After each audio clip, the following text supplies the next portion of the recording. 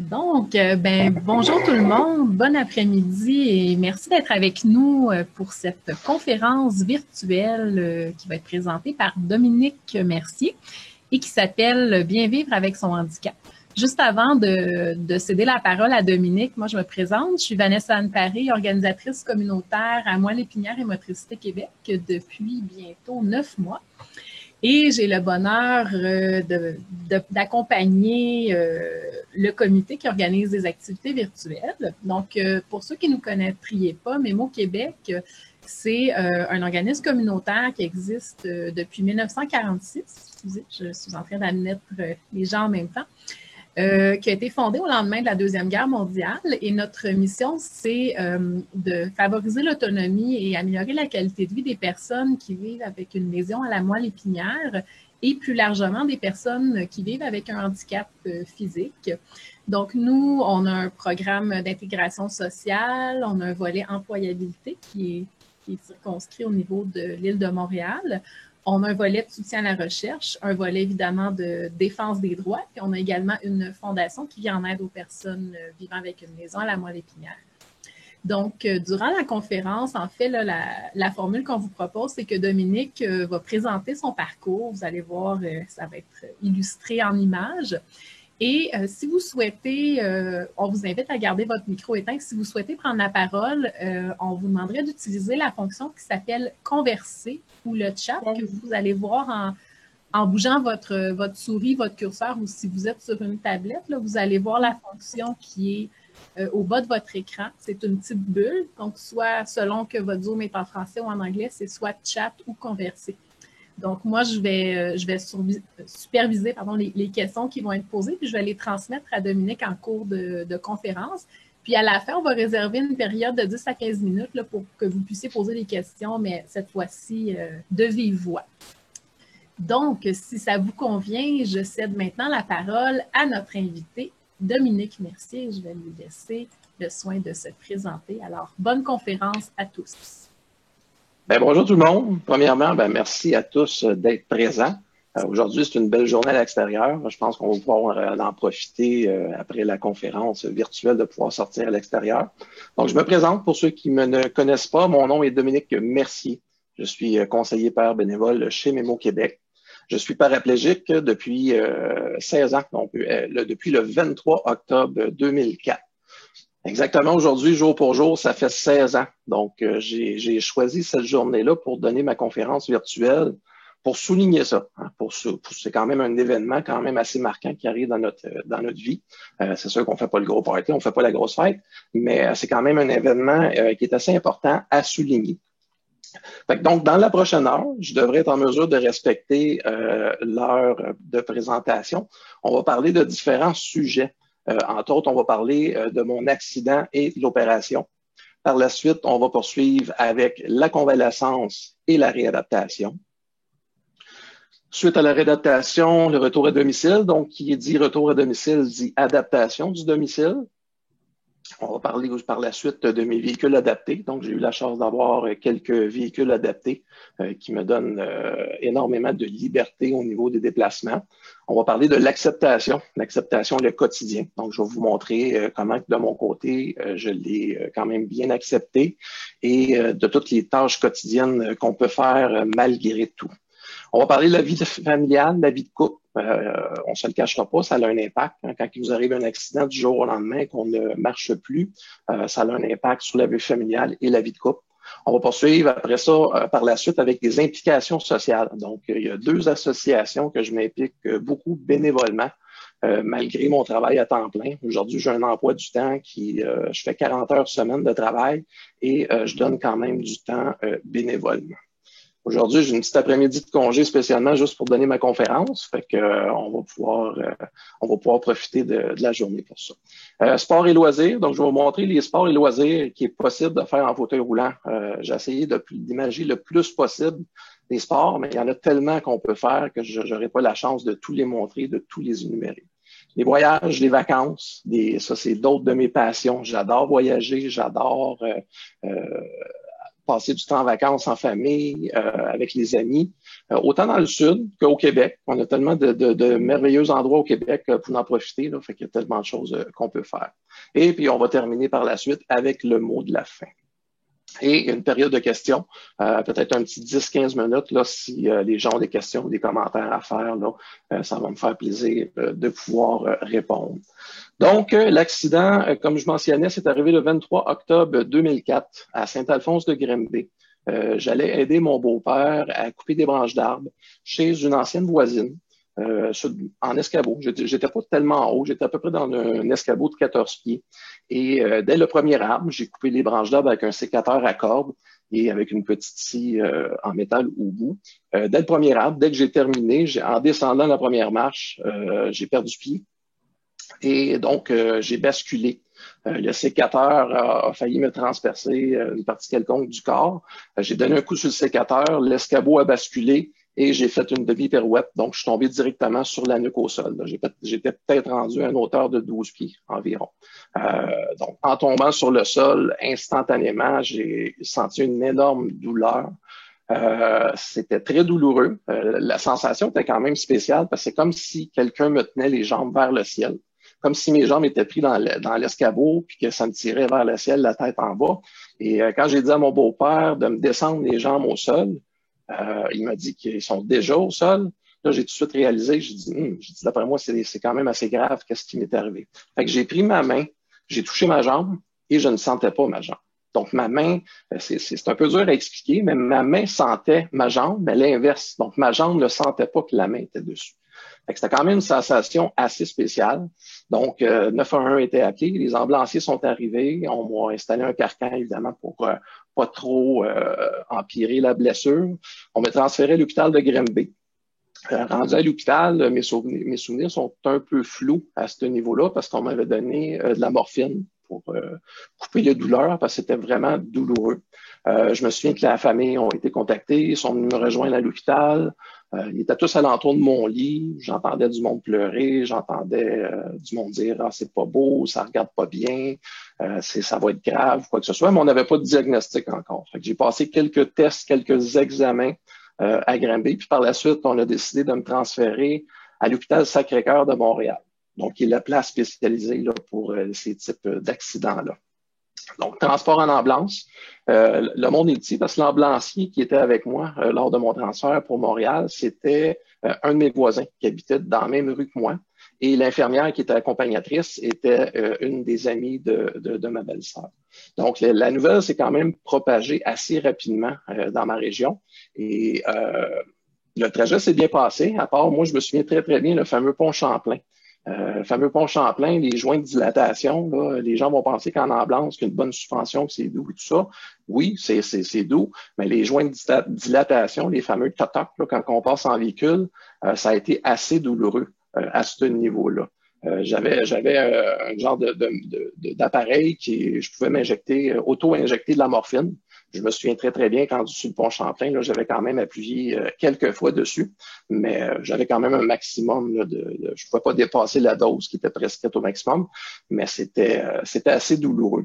Puis quand ils ont construit le nouveau pont Champlain dernièrement, puis je lisais un article quand la construction du nouveau pont Champlain, était en construction, et on parlait que l'ancien pont Champlain avait 57 joints de dilatation comparativement au nouveau, qui en a 8 actuellement. Fait que j'aurais aimé ça passer sur le nouveau pont Champlain. Donc, mon opération s'est passée à l'hôpital Sacré-Cœur. J'ai été admis à l'urgence. Il y a un médecin qui s'est présenté au-dessus de moi, visage en envers, et on me dit,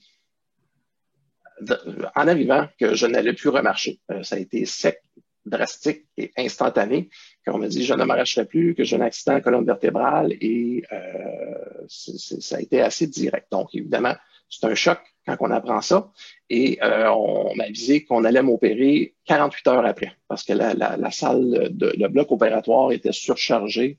L'urgence était surchargée. Donc, il a fallu que je passe 2 jours à l'urgence, donc jusqu'au 25 octobre avant de me faire opérer. J'ai passé quelques heures dans une salle semi-privée, je dirais. C'était comme une salle vitrée que les gens pouvaient venir me rencontrer. J'ai des amis qui sont venus, j'ai la famille. Puis pendant ce temps-là, on n'avait pas le choix d'attendre. Fait que c'était quand même assez spécial. Mes amis sont venus une journée, le 24, je pense. Puis il me parlait, mais il me pinçait les orteils en me parlant. Moi, je le voyais pas visuellement, mais il me pinçait les orteils, puis moi, je parlais comme si de rien n'était et tout ça. Puis déjà, avec eux, là, j'ai commencé à faire des blagues, sachant que la période des fêtes s'en venait. J'avais déjà hâte d'avoir ma vignette de stationnement handicapé. Donc, sachant que les stationnements sont pleins pendant le temps des fêtes, moi, j'avais déjà la mentalité de dire, hey, je vais avoir une vignette, je vais stationner sur le bord de la porte. Fait que ça va être moins dur de trouver un stationnement. Donc, l'opération se passe. L'opération en tant que telle, ils ont installé des tiges de titanium de chaque côté de ma colonne vertébrale. Ils ont installé des tiges pour solidifier les vertèbres qui étaient éclatées. Au total, de mon côté, j'avais 5 vertèbres qui ont éclaté. Et en installant ces tiges-là, ça l'aide à resolidifier les vertèbres éclatées. Ils vont chercher un petit peu de l'os au niveau du bassin. Donc, on m'a ouvert au niveau du bassin, on a été gratter l'os pour aller émietter dans mon dos. Et avec ça, ça a pu régénérer les vertèbres. Au niveau des vertèbres, aujourd'hui, les vertèbres sont réparées. Les tiges sont encore dans mon dos. C'est pas c'est pas quelque chose qui enlève, à moins que ça soit trop douloureux. Au niveau de ma lésion, pour ceux qui connaissent un peu plus les types de lésions, il y a 2 types de lésions. Il y a des lésions complètes et des lésions incomplètes. Dans mon cas, c'est une lésion complète au niveau dorsal, donc au niveau de D5. Ça fait que l'équivalent environ au niveau du thorax. Lésion complète. La moelle épinière a été sectionnée. La moelle épinière est située à l'arrière de la colonne vertébrale. La moelle épinière, dans le fond, c'est c'est comme un fil électrique. Hein. Dans le fond, tout le cerveau relie toutes les parties du corps pour la motricité. Puis au niveau dorsal, quand on a une lésion à ce niveau-là, c'est la paraplégie. Donc, paraplégie qui est les 2 membres inférieurs. Plus qu'on va monter dans la colonne, donc on peut aller jusqu'aux vertèbres cervicales. Au niveau des vertèbres cervicales, ça va être une quadraplégie, donc les 4 membres. On va parler des 2 bras et les 2 jambes. Ça va arriver souvent que les gens font un plongeon dans une piscine, ils vont se cogner la tête ou une chute qu'un choc au niveau de la tête. Donc, au niveau des vertèbres cervicales, on va parler d'une quadraplégie. Donc, l'opération, c'est fait. Par la suite, l'opération, c'est la convalescence. Au niveau de la convalescence, j'ai dû attendre 2 semaines. À l'hôpital Sacré-Cœur parce que le centre de réadaptation était surchargé. Donc, pendant ces 2 semaines-là, la seule chose que je faisais, c'était être couché dans mon lit, attendre, regarder la télé. À tous les 2 jours, j'ai eu la permission d'avoir un cours avec une physiothérapeute qui était un petit poids que je l'avais couché sur un lit, tout simplement. Monter, descendre, c'était le seul exercice qu'on me donnait le droit de faire. Fait que je peux vous dire que ces 2 semaines-là, j'ai trouvé ça énormément long. Et déjà là, j'avais hâte de passer à la prochaine étape, qui était la réadaptation. Par la suite, j'ai eu la chance de pouvoir transférer un peu sur mon fauteuil roulant avec l'aide d'une planche de transfert. Et pour ceux qui ont déjà été à l'hôpital Sacré-Cœur de Montréal, c'est quand même un hôpital de plusieurs années. Les corridors sont assez larges. Et en 2004, c'est des tricycles qui voyageaient d'un département à l'autre. Un tricycle avec un panier en arrière, donc les médicaments, les dossiers, les documents, c'était vraiment tout transféré par ça. Ils rentraient dans les ascenseurs. Je ne sais pas si c'est le cas encore aujourd'hui, mais moi, voyant ça, puis des fois, je dirais, ils roulaient assez vite. Moi, j'ai même eu l'idée de faire des courses avec eux dans les corridors, passer le temps. Je me suis dit, tant qu'à passer 2 semaines, j'ai aussi bien d'avoir du plaisir un peu. Fait que, il y a quelques jours, je faisais des courses avec mon fauteuil roulant d'hôpital. On s'entend qu'un fauteuil roulant d'hôpital, c'est pas comme un fauteuil roulant qu'on a à tous les jours, là.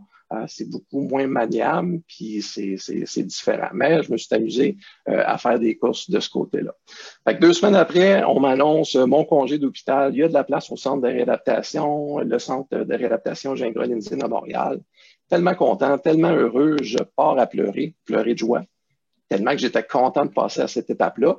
Mais malheureusement, il y a des intervenants qui m'ont vu. Et là, tout de suite après ça, j'ai eu la visite d'un psychologue, d'un psychiatre et d'une travailleuse sociale. Donc là, il fallait que je crache le morceau, que j'étais en dépression, c'était pas drôle, là. Fait que là, il a fallu justifier pourquoi je pleurais. Moi, je dis, c'est des pleurs de joie. Je dis, je suis content, mais là, pour eux, c'était pas normal que je pleurais de joie quand il m'arrive un événement comme ça. J'ai pas de réponse encore aujourd'hui. Pourquoi que du jour 1 à aujourd'hui, je l'ai accepté. J'ai pas eu d'âme, j'ai pas eu rien, j'ai pas eu les gens qui me connaissent de mon entourage. Et pourraient vous le dire, j'ai toujours été positif. Pourquoi? Je ne sais pas encore, mais ça s'est passé comme ça. Après ça, bon, donc la réadaptation, vraiment content de passer la réadaptation. Là, c'est la vraie vie qui commence. Hein. On va réapprendre toutes les techniques, comment s'habiller, comment manger, comment faire à manger, comment se déplacer, comment transférer, comment descendre au sol, transfert d'un véhicule. Vraiment tout ce qu'on fait au quotidien, mais en fauteuil roulant. Donc, on a une physiothérapeute, on a un ergothérapeute qui nous suit, on a des intervenants, il y a des sexologues, il y a des travailleuses sociales, il y a des médecins, des infirmières. Fait que c'est vraiment de la réadaptation, puis on apprend vraiment tous les principes de la vie de ce côté-là. Après quelques jours, on m'a donné des permissions de retourner chez moi les fins de semaine pour avoir un petit congé. Fait que ça faisait du bien de voir les enfants. Parce que quand il nous arrive un événement comme ça, puis on est confiné à l'hôpital ou un centre de réadaptation, moi j'ai 2 enfants, que vous allez voir les photos un peu plus tard. Puis quand on est loin d'eux, loin de sa conjointe, tout ça, c'est long. C'est long. Mais on m'a permis les fins de semaine d'aller chez moi. Mon domicile n'étant pas adapté, j'ai dû construire une rampe temporaire pour aller rentrer chez moi. Donc, c'est une rampe de fortune qu'on a faite en bois et tout ça, pour au moins pouvoir accéder à l'intérieur de la maison. Je reviens au centre de réadaptation. Là, le temps des fêtes approche. Qui dit temps des fêtes, dit des vacances. Qui dit vacances, dit pas de réadaptation, pas rien du tout. Fait que pendant le temps des fêtes, il n'y avait rien qui se passait. Pas de physio, pas d'ergo, pas rien. Et je me suis dit, OK. Fait que là, on me dit, est-ce que je serai en mesure d'aller chez moi passer 2 semaines? Moi, c'est sûr, j'ai dit oui. Fait que donc, j'ai eu droit à un congé de 2 semaines chez moi. Mais juste avant de quitter, je me sentais bien. La réadaptation se passait quand même bien. On parlait peut-être déjà de 4 semaines de réadaptation, grosso modo. Et j'ai dit à l'équipe qui était là, j'ai dit, écoutez, ça se passe bien chez moi pendant ces 2 semaines-là. Puis, j'ai pas trop de problèmes. J'aimerais ça revenir faire une semaine intensive, puis après ça, j'ai mon congé. Moi, je me sens prête, je veux revenir chez moi.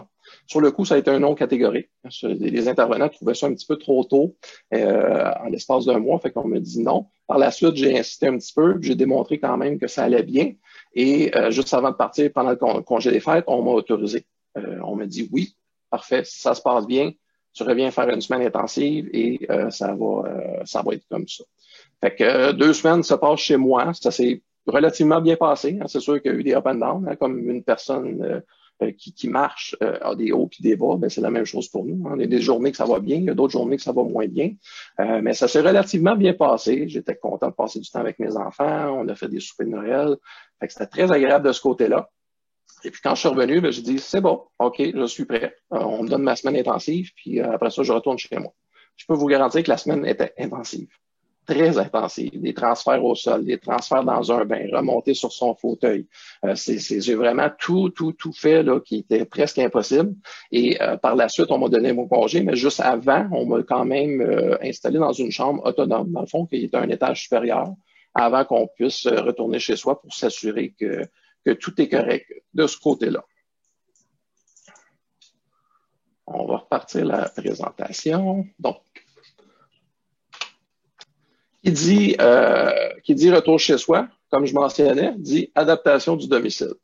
Dans mon cas, c'est pas un accident de CSST, c'est pas un accident d'auto, donc c'est pas le SAC. Donc, j'ai personne qui paye au niveau des adaptations, à part le programme gouvernemental qui est le programme PAD.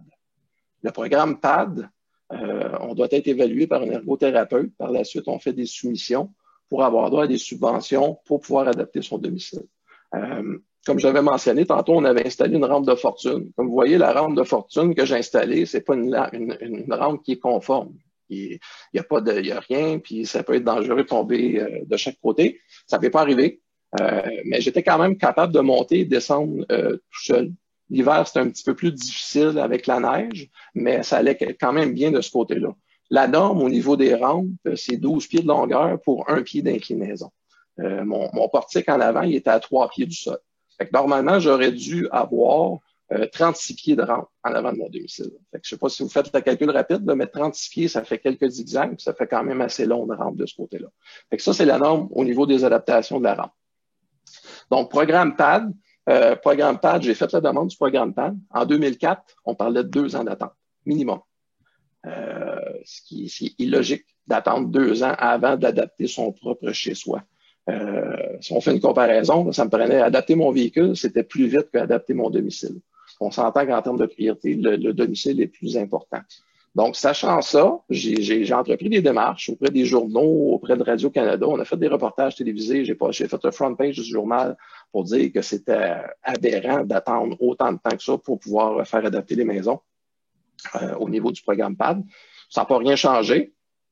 Mais aujourd'hui, j'ai entendu dire que c'est moins pire parce qu'au lieu que ce soit un endroit qui gère tout là, au niveau de la SCHL, c'est plus régional. Donc, c'est les CLSC, puis le délai d'attente semble à l'intérieur d'un an. Même des fois, j'ai entendu dire que ça va jusqu'à un an, là, ce qui est quand même long quand même. Mais déjà, il y a eu une petite amélioration de ce côté-là. L'autre chose qui n'a pas eu d'amélioration, c'est vraiment au niveau du montant maximum alloué.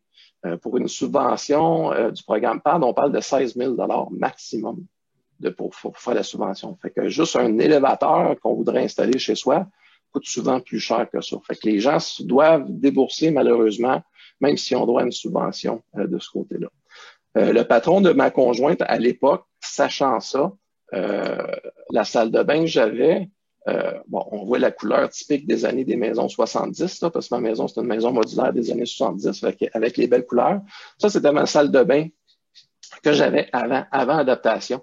Et on m'avait enlevé le module en dessous du lavabo pour que je puisse rentrer, mais pour aller dans la douche, je devais transférer sur mon banc de transfert sur la toilette, par la suite pour aller sur le banc de douche. Pour revenir, la même chose, du banc de douche au banc de toilette, du banc de toilette à mon fauteuil roulant. Fait que juste faire ça, c'était épuisant. Donc, ma journée était déjà faite, je faisais juste commencer. Donc, sachant ça, le patron de ma conjointe à l'époque, comme je disais, a décidé de me payer une salle de bain. Fait que si on regarde l'image à gauche en bas, ça, c'est la version modifiée. On la voit pas complète, là, mais avec un lavabo accessible, il y avait plus de bain dans le fond. On avait mis le bain à gauche d'image qu'on voit pas. Une douche sans seuil, on avait installé la toilette et on avait comme agrandi la salle de bain à partir de la petite chambre que mon garçon était dedans. Donc, cela a impliqué que mon garçon a déménagé dans le sous-sol pour me permettre d'avoir une salle de bain plus grande. Aujourd'hui, je ne suis plus dans cette maison-là, je suis dans un condo qui est partiellement adapté. Encore là, c'est pas une subvention, c'est un condo locatif que j'ai trouvé, que j'ai loué. La douche que vous voyez actuelle à gauche, en haut, ça c'est la douche que j'ai actuelle. C'est une douche sans seuil. Et à droite, l'image complètement, c'est un aperçu d'une partie de mon condo. Donc, les portes sont plus larges, les prises de lumière sont plus basses. Je me suis installé une rampe au niveau de la porte patio, une petite rampe d'aluminium pour pouvoir sortir. Et au niveau de la cuisine, par exemple, au niveau de la salle de bain, les comptoirs sont pas adaptés. Fait que c'est des comptoirs réguliers que j'ai de ce côté-là. Par la suite, adaptation du véhicule. Encore là, on est évalué par une ergothérapeute. On a la subvention qui vient suite à ça. Selon la condition, le type d'habitation qu'on a, est-ce qu'on a un garage? Est-ce qu'on veut transférer à l'extérieur du véhicule ou est-ce qu'on veut transférer à l'intérieur du véhicule? Moi, dans mon cas, l'adaptation qui m'a été recommandée, c'est un plancher rabaissé. Donc, on achète un véhicule nous-mêmes, un véhicule neuf ou pas trop usagé parce que à tous les 5 ans, on a le droit à une subvention. Fait qu'il faut que le véhicule la durée de vie du véhicule soit de 5 ans. Donc, faites adapter mon premier véhicule, qui est un Dodge Caravan 2005, avec commande manuelle au volant. Si on regarde l'image au milieu, c'est une commande push and pull. Dans le fond, quand on appuie avec la main gauche sur la commande, c'est les freins. Et quand on tire vers nous, c'est l'accélérateur. C'est la manière que je conduis à ce niveau-là. Un boule au volant pour aider à la stabilité. Et dans le temps, on installait au-dessus une extension de clignotant pour pouvoir mettre le clignotant à partir de ma main droite. Donc, plancher abaissé. 2010, j'ai changé de véhicule. Encore toujours Dodge Grand Caravan. Même type d'adaptation parce que moi, on voulait pas que je transfère à l'extérieur. Je voyageais beaucoup. J'avais des jeunes enfants. Et donc, on avait opté pour cette adaptation-là. Dernière vanne, troisième véhicule, encore toujours plancher abaissé. Mais là, je vous dirais, c'est à partir de ce moment-là que j'étais un peu plus fier d'avoir une vanne pour le look. Donc, je suis rendu avec un Toyota Sienna, beaucoup plus beau, modèle sport, plus cher aussi, malheureusement. Là. Mais au moins, c'est un véhicule quand même qui va très, très bien. Là. Puis on voit l'image à gauche que j'ai un siège à l'intérieur qui est un six-way. Donc, je transfère du fauteuil roulant au six-way, puis par la suite, je remets le véhicule en position de conduite. Les adaptations, c'est assez dispendieux. Heureusement, c'est payé par la SAC à 100%. selon l'évaluation. Mes deux premiers véhicules, on parlait de 32 000 au niveau de l'adaptation, puis le le Toyota Sienna, excusez, lui, c'était 39 000 ça n'inclut pas le prix du véhicule. Le prix du véhicule, c'est nous-mêmes qui l'assumons. Ça, c'est juste au niveau des coûts d'adaptation. Fait que c'est des adaptations qui étaient assez dispendieuses. L'acceptation au quotidien, comme je dis, moi, je l'ai accepté du jour 1 positivement. J'ai continué à vivre quotidiennement avec ce positivisme-là. J'ai pas de réponse encore aujourd'hui, mais je doute fort que c'est mes enfants qui m'ont donné la force. Peut-être mon père aussi, que quand il est décédé, moi j'ai perdu mon père en 1991, j'avais 15 ans. Donc j'étais assez jeune, fait que ça m'a donné un coup rapide dans le monde adulte. Fait que est-ce que c'est ces choses-là qui ont fait en sorte que j'ai accepté facilement mon sort? J'ai pas de réponse à ça. D'activités, je me suis pas empêché de faire des activités. Disons que j'essayais que l'handicap soit le plus transparent possible. Outre que j'avais le fauteuil roulant qui était visible, j'essayais de montrer à mes enfants que tout était possible quand même. Moi, j'ai acheté un quadriporteur, pas seulement pour me promener dans les rues puis faire des longues distances. Moi, le quadriporteur, je m'en servais pour faire beaucoup d'activités. J'ai passé des batteries, j'ai brûlé des moteurs, mais au moins, j'ai eu du plaisir avec ça. On voit sur les photos, on me voit avec mes enfants attachés avec un traîneau en arrière, j'ai des traîneaux dans le stationnement, au centre d'interprétation de la nature à Granby, pour ceux qui connaissent la région de Granby, est un endroit accessible autant hiver comme été. Fait que les chemins étaient beaux. En quadriporteur, je faisais ça. Je pelletais mon balcon avec un scraper puis mon quadriporteur. Je tondais ma tondeuse. Je passais la tondeuse. Je tondais la tondeuse. Je passais la tondeuse avec mon quadriporteur. Pousser une tondeuse tout à fait normale. Après ça, fauteuil manuel. On descendait dans le sous-sol parce que mon garçon était rendu dans le sous-sol. J'avais pas d'ascenseur. Donc, je pouvais descendre sur les fesses pour aller à sa chambre, m'amuser avec lui dans la salle de jeu qu'on avait fait en bas. Remonter, par exemple, les marches sur les fesses, c'était un peu plus dur. Ça me prenait un petit peu d'aide, mais c'était possible. J'ai peinturé la chambre de mes enfants, la chambre de ma fille, en frisinette dans le temps. Et moi, la chambre de mon garçon, j'avais peinturé ça pour le Canadien de Montréal. Donc, bleu, blanc, rouge. C'était rien de plus compliqué. On met 3 couleurs. Faire la nourriture, faire des activités, des jeux de société, c'était vraiment un plaisir. Mais une chose que je me souviens très, très bien, que j'ai appris à ma fille à faire, c'est du vélo à 2 roues. Ça, j'en parle, j'ai des frissons là. En tant que parent, on est toujours fiers de montrer des choses à nos enfants. Mais moi, quand on a enlevé des petits trous sur son vélo, je me suis mis à côté. On voit l'image à droite là. Je me suis mis à côté sur mon quadriporteur et je la tenais d'une main. Puis après ça, je l'ai lâchée. Puis elle est partie de ce côté-là. Par la suite, un an après, donc en 2006, je voulais déjà donner des conférences. Je voulais être conférencier motivateur. Moi, je me suis dit, OK, je l'ai accepté, je suis positif, je mords dans la vie. Fait que je dis, on va se lancer. Je dis, on va donner des conférences, on va se promener. J'ai commencé dans les écoles de mes enfants. J'ai fait dans les associations, les entreprises et tout ça. Fait que j'ai quand même, pendant un an, donné quelques conférences. Malheureusement, c'était pas régulier, hein. C'était pas tous les mois, c'était pas. Fait que souvent c'était gratuit, c'était bénévolement, donc ça me rapportait pas de revenus fixes. Et à un moment donné, on veut subvenir à nos besoins, donc on n'a pas le choix de se trouver quelque chose de plus récurrent. Au niveau des conférences, je suis pas une personnalité publique connue, donc c'était un petit peu difficile de percer dans ce marché-là. Mais par contre, l'année que j'en ai faite, j'ai vraiment adoré ça. Aujourd'hui, je travaille à temps plein, comme je dis, j'en fais de temps en temps, mais j'en fais beaucoup moins que je n'ai fait là, pendant la première année. On voit aussi à l'image des commentaires que j'avais reçus des enfants, parce que je gardais toujours une petite touche humoristique dans mes conférences. Là, vous avez peut-être lu, là, au milieu, c'est marqué, ils ont bien aimé la petite danse à la fin. Inquiétez-vous pas, on fait pas de petite danse aujourd'hui. J'adaptais vraiment les conférences au type de personnes qui étaient là. Donc, quand c'était des plus jeunes ou quoi que ce soit, on adaptait vraiment les conférences à ce niveau-là. Il y a une chose que je vais me souvenir dans les conférences que j'avais données à l'école de mon garçon. Il y a une fille qui était venue me voir, une jeune fille. Elle est venue me voir et tout simplement, elle me dit, moi, mon papa ne joue pas avec moi, il ne fait rien avec moi, puis il n'est pas en fauteuil roulant. Ça, quand j'ai reçu ce commentaire-là, là, j'ai comme resté sans mots. J'ai même pas eu de réponse. J'ai pas été capable. Je pouvais pas rien dire.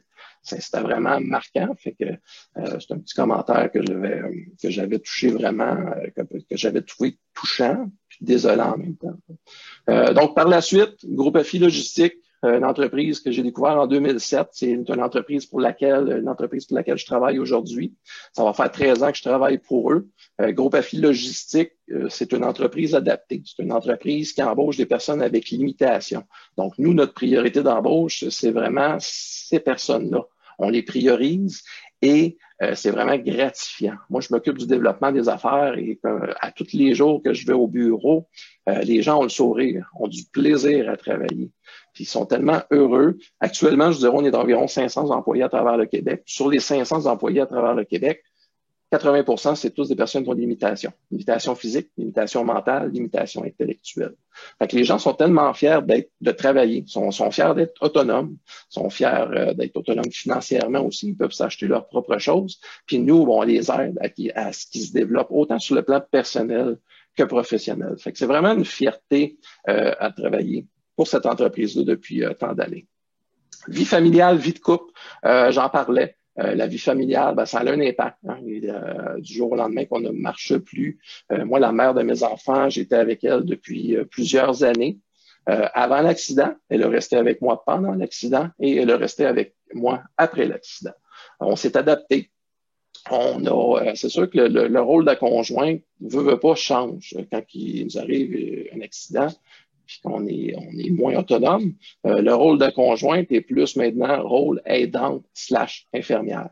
Même si on essaie de différencier des choses, veut pas, par amour, la personne va t'aider. Parce qu'au départ, quand on a un carcan, on peut pas bouger, on n'est même pas capable de se mettre soi-même une paire de bas, on n'est pas capable de mettre nos pantalons. Fait que c'est difficile. Fait que la conjointe est là pour aider par amour, mais il y a des ressources externes au niveau du CLSC qui quand même qu'on essaie d'utiliser le plus souvent possible pour que la conjointe reste vraiment avec le rôle de conjointe et non de aidante naturelle / infirmière.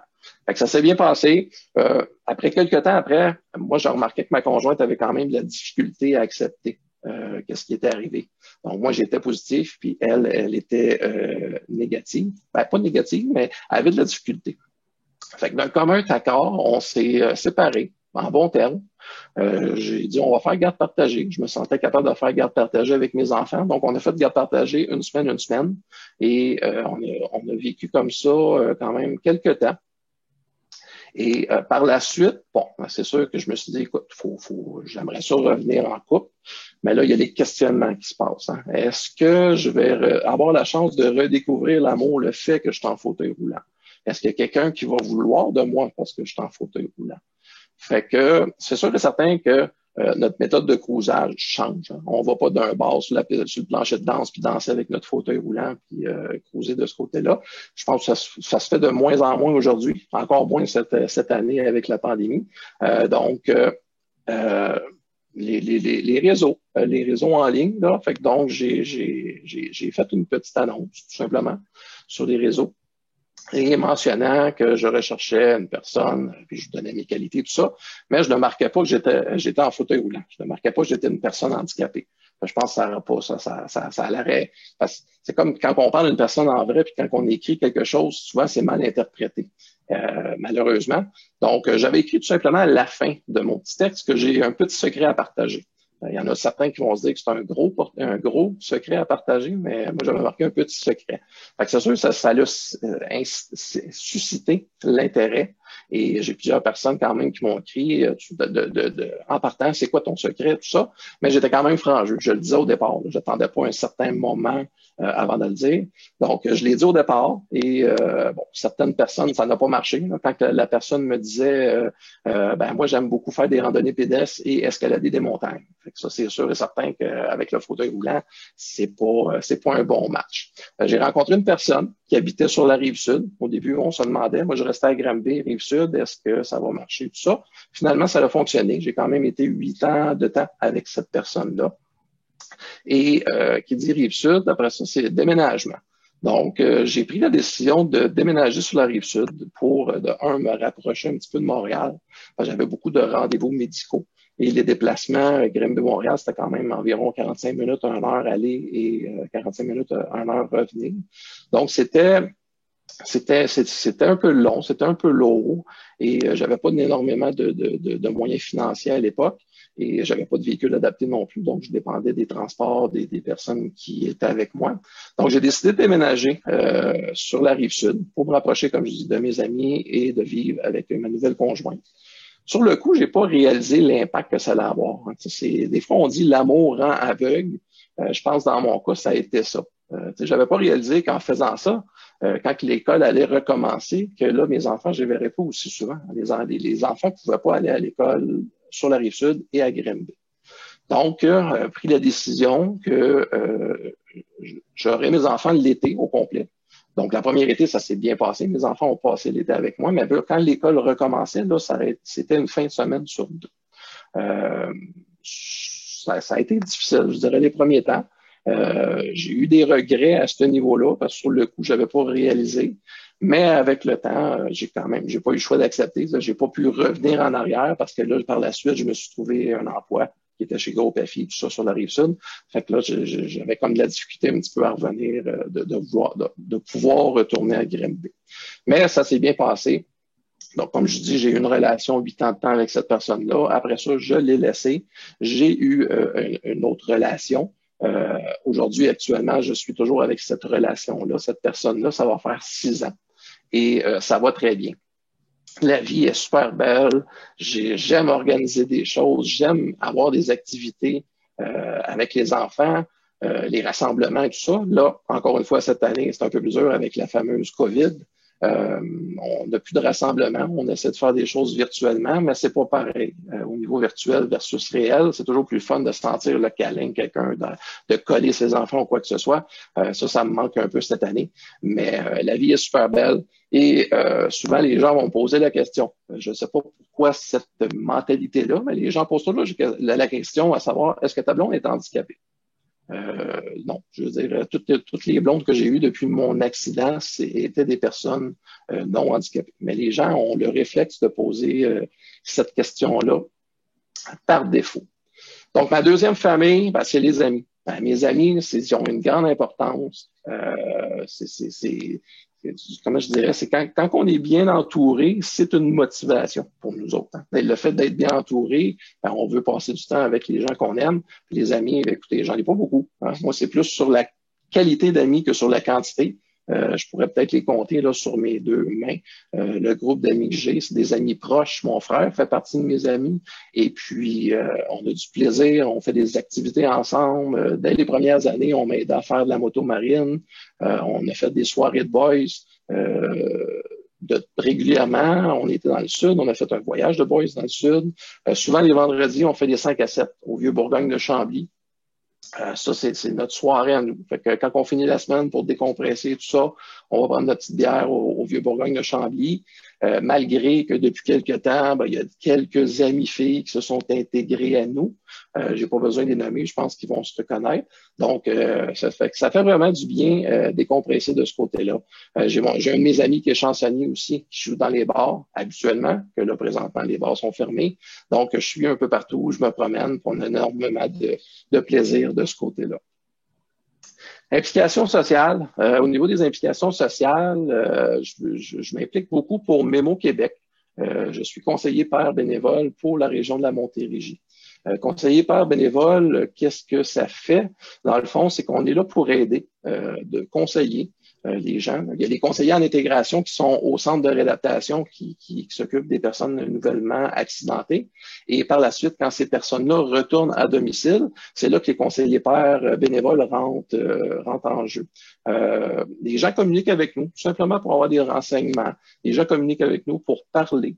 Mais je pense qu'en tant que conseiller pair bénévole, la meilleure aide qu'on peut apporter, c'est tout simplement de l'écoute active.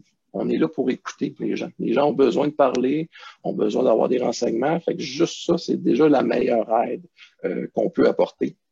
Et auprès de Mémo Québec, on est rendu vraiment plus d'une dizaine de conseillers pairs bénévoles à travers le Québec, dont il y en a plusieurs qui sont ici présents aujourd'hui. Donc, je m'implique beaucoup auprès de Mémo. On voit une photo ici à gauche. C'était un des premiers Noëls que j'ai vécu chez Mémo Québec. Anciennement, ça s'appelait l'APQ, l'Association des paraplégiques du Québec. Donc, on m'avait demandé de me déguiser en Père Noël. Il n'y a pas d'enfants avec nous. Mais bon, puis là, écoute, il y avait des enfants qui étaient dans la salle. Fait que moi, j'avais parti une anecdote. Pourquoi j'étais en fauteuil roulant? Là, je comptais que le Père Noël s'avait brisé une jambe, qu'il avait tombé en bas de son traîneau, puis qu'il n'avait pas le choix d'être en fauteuil roulant. Fait que ça a bien fait rire des gens de ce côté-là.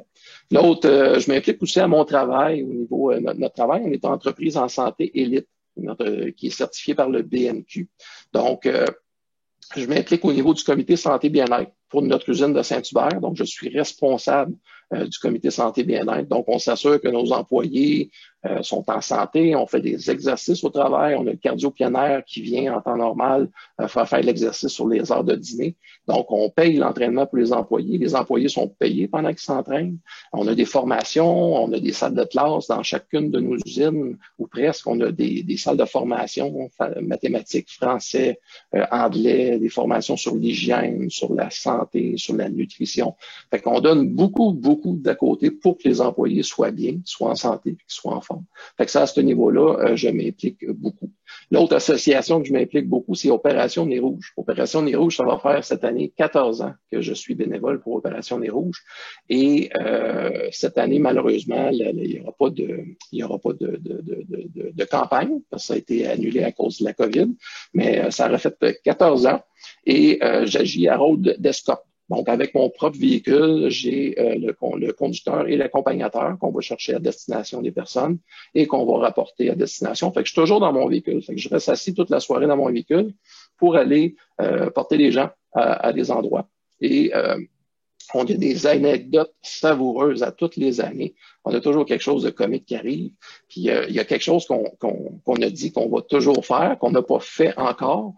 C'est qu'à un moment donné, moi, je vais sortir de mon véhicule, puis c'est moi qui vais aller chercher des personnes pour dire qu'on va les raccompagner. Je vais leur dire, je vais conduire votre véhicule et tout ça.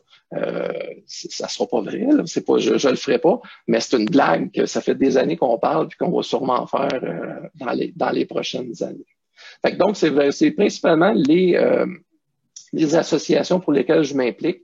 Cette année, spécialement, je me suis beaucoup impliqué au niveau des activités virtuelles, dont une des activités que vous participez aujourd'hui. On a mis sur pied au mois de mai un comité d'organisation pour organiser des activités virtuelles. Étant donné la pandémie, on pouvait plus faire d'activités en personne et tout ça, donc on a essayé de trouver une solution rapide. Et moi, utilisant Zoom pour le travail, j'ai dit pourquoi qu'on ne pourrait pas mettre à profit pour les membres de Mémo et toute personne qui puisse connaître l'organisation ou connaître la réalité des personnes handicapées. Donc, on a mis sur pied un comité rapidement.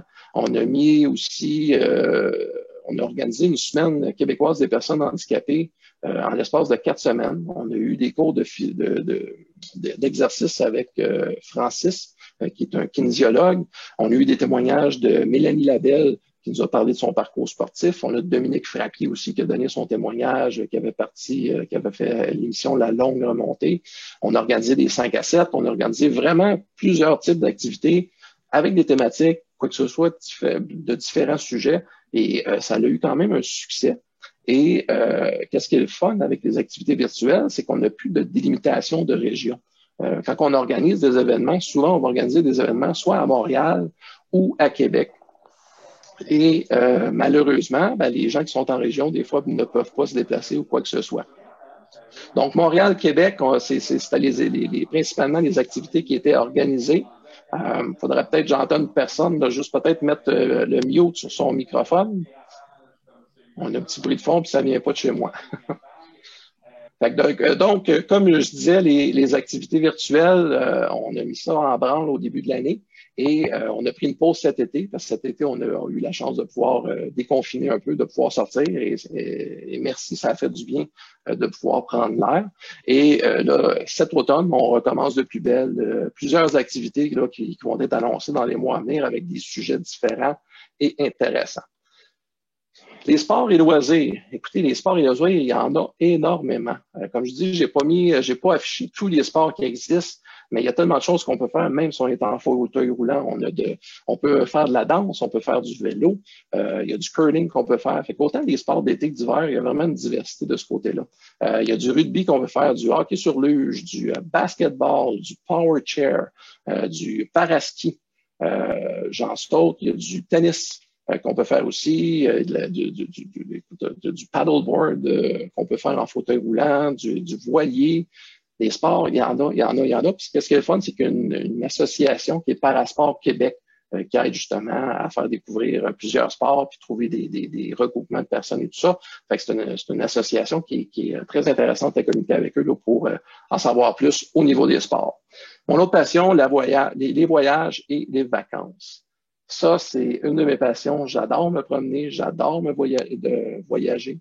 Ceux qui me suivent sur Facebook vont voir que je suis une personne qui se promène énormément et qui aime ça découvrir. Et puis, je peux vous dire, au Québec, il y a beaucoup d'endroits adaptés, puis à travers le monde aussi. J'ai pas fait beaucoup d'endroits à travers le monde. J'ai été beaucoup dans le sud, mais il y a beaucoup de places quand même qu'on peut aller. C'est sûr que c'est beaucoup de planification. Hein, quand on est en fauteuil roulant et on voyage, il faut s'assurer de l'endroit où est-ce qu'on va, que c'est adapté, que c'est accessible et qu'il n'y a pas de contraintes en tant que tel. Et souvent, le terme accessible est large. Hein. Le terme accessible, là, si on dit au Mexique que c'est accessible, ils n'ont pas le même type d'accessibilité au Québec. Ils vont vous dire au téléphone, oui, on a une rampe, il n'y a pas de problème, vous pouvez accéder, mais souvent, la rampe, elle va être comme ça. Là. Ça m'est arrivé personnellement à quelques endroits là, que tu n'avais pas le choix de demander de l'aide pour monter. Tu n'avais pas le choix de demander de l'aide pour pouvoir descendre, parce que c'était quand même assez abrupt de ce côté-là. Fait qu'avec la préparation, comme je dis, on est capable vraiment de trouver les endroits qui est parfaitement adapté à notre situation. Les vacances 2020, aussi surprenant que ça peut paraître, j'ai eu la chance de voyager. J'ai même eu la chance au début de l'année de faire une croisière le 4 janvier. 4 janvier, je trouvais ça tôt au début de faire une croisière le 4 janvier parce que je recommençais à travailler le 30. Pas le 30, excusez-moi, je recommençais à travailler le 3 janvier. Donc, le 4 janvier, je retombais en vacances pour retourner une semaine de temps en croisière. Donc, j'ai fait la première expérience d'une croisière adaptée avec la compagnie MSC. Le bateau qu'on avait, c'était le MSC Seaside. Bateau d'une vingtaine d'étages, bateau luxueux, porte automatique, ascenseur. C'était vraiment super au niveau des adaptations. Il y avait même une piscine avec un lève-personne qu'on pouvait aller se baigner à l'extérieur. Et j'ai adoré mon expérience. Au niveau des chambres, vous voyez l'image en bas, j'avais une chambre avec hublot. Originalement, je voulais une chambre avec balcon, mais malheureusement, il y en avait seulement une qui est adaptée. Et donc, j'ai dû avoir une chambre avec hublot. Chambre super grande, beaucoup d'espace pour circuler. Pour ceux qui ont déjà voyagé en croisière, qui ont déjà vu c'est quoi une chambre régulière, une personne en fauteuil roulant ne rentre pas à l'intérieur d'une chambre régulière. Donc, beaucoup grand, j'avais fait beaucoup d'espace et j'ai fait affaire aussi avec la compagnie Special Needs at the Sea pour un quadriporteur. Pour mes sorties sur les îles ou quoi que ce soit, je me suis dit, au lieu de faire en manuel, je vais prendre un quadriporteur. Donc, au lieu de me casser le bicycle à amener mon propre quadriporteur, d'enlever les batteries, déballer les batteries, tout ça. Fait que donc, j'ai décidé de louer et on arrive sur le bateau, le quadriporteur est dans la chambre, on repart du bateau, le quadriporteur, on le laisse dans la chambre. Et on s'arrange comme ça. Comme je dis, c'est sûr qu'il faut planifier, il faut préparer. Souvent, les problématiques, c'est au niveau du transfert, au niveau des aéroports et de l'endroit où est-ce qu'on va. Moi, dans mon cas, souvent, je vais payer un supplément pour avoir un transport privé et adapté. Il y a certains endroits qui en ont pas, comme à Cuba. Souvent, au niveau du resort, côté accessibilité, ça va être quand même bien, mais le reste, il n'y a pas beaucoup d'adaptation là sur l'île de Cuba. Les vacances cet été, écoutez, je me suis promené. J'ai été beaucoup d'activités extérieures grâce à Kéroul. Grâce à Kéroul et la CEPAC, là, on avait eu des spéciaux au niveau des cartes annuelles des parcs nationaux du Québec. Le gouvernement du Québec, avec la pandémie, tout ça, il avait donné un rabais de 50% sur la passe annuelle. Donc, au lieu d'être 89 $, la passe revenait environ à 44 $. Et le fait d'être handicapé, ça nous donne droit à la gratuité à l'accompagnateur, dans le fond. Donc, c'était une passe pour 2 personnes, donc 44 $ pour faire illimité les parcs de la CEPAC pendant 1 an. Donc, j'ai encore droit d'y aller jusqu'en juillet l'année prochaine. Et juste cette année, j'en ai fait une dizaine encore. Et les parcs que j'ai fait autant des essais en vélo que des randonnées pédestres. C'est sûr que c'est pas 100% accessible. On est limité au niveau des sentiers qui sont accessibles au niveau des CEPAC, mais l'effort est là. Les sentiers qui sont accessibles sont vraiment accessibles. Les centres d'information, il y a des salles de bain accessibles et tout ça. Fait que c'est vraiment possible d'aller dans les CEPAC. Et pour cette année, je vous dirais, là, j'en ai fait quand même plusieurs, là, presque une dizaine. J'ai fait Saint-Bruno, j'ai fait Boucherville, j'ai fait Offord, Mont-Tremblant, j'ai été à Plaisance, j'ai été à Delà-Jacques-Cartier, Mont-Mégantic, puis Yamaska. Fait que, comme je dis, j'ai partagé vélo et randonnée. Et par la suite, avec la revue, la 4e édition de la revue Québec pour tous de Kéroul, qui est sortie, puis qui a été justement publiée, partagée avec les publications de Mémo. Donc, on a été vraiment à plusieurs endroits. Il y a plusieurs endroits accessibles au Québec et c'est vraiment un plaisir. J'ai fait le canyon du Mont-Saint-Ange, j'ai fait, ça c'est dans la région de Québec, j'ai fait le marais de la rivière aux Cerises dans la région de Magog. J'ai fait des routes des gerbes d'Angelica pour ceux qui aiment les fleurs, la floraison, tout ça. Ça, c'est dans la région de Mirabel. J'ai fait le village du Mont-Tremblant. J'ai fait le bois de l'Équerre dans la région de Laval. J'ai fait aussi des chalets. Cette année, j'ai visité des chalets qui étaient recommandés dans la revue. Donc, les chalets U, qui est un chalet 100% accessible, 100% adapté. C'est un des plus beaux chalets que j'ai eu la chance de visiter. Et dernièrement, au mois de septembre, j'ai eu la chance d'aller en Mauricie au chalet Le Sucrier. Encore une fois, un autre chalet qui est adapté pour les personnes à mobilité réduite. Mais l'endroit qui a été mon coup de cœur, je dirais, cet été, ça a été la ferme Le Beau Marcon, sur l'île d'Orléans. C'est une ferme, on voit l'image avec un panier sur moi, là.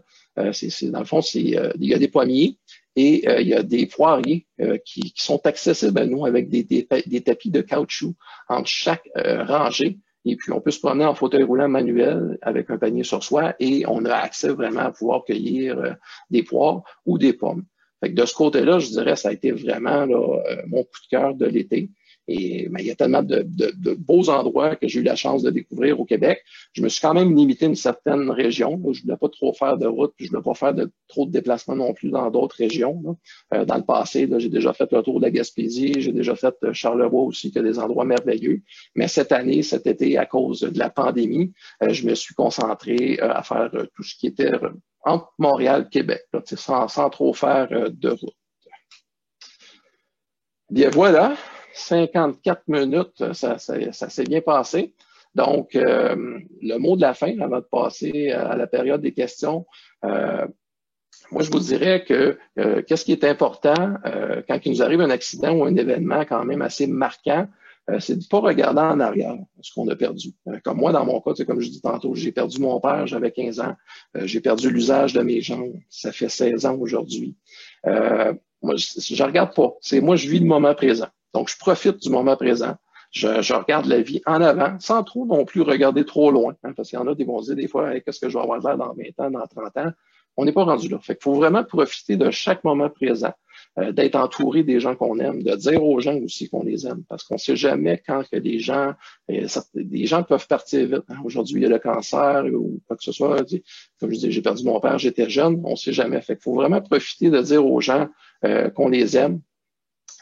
Profiter comme je dis, du moment présent, de mes enfants. Mes enfants, c'est ma force, c'est ma joie de vivre. Mon fils qui a les mêmes passions que moi, qui aime les ordinateurs, qui aime les jeux vidéo. Fait que c'est toujours le fun d'avoir vraiment une même passion père-fils.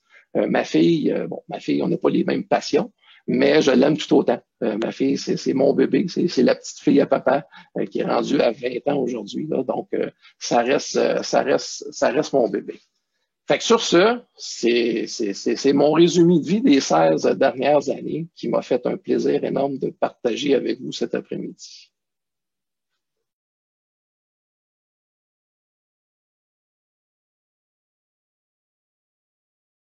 Écoute, d'une part, vous dire que quand Mémo Québec, on dit que nous sommes fiers de notre réseau de conseillers pairs bénévoles, il y a quoi d'être fier. Encore une fois, Dominique vient nous montrer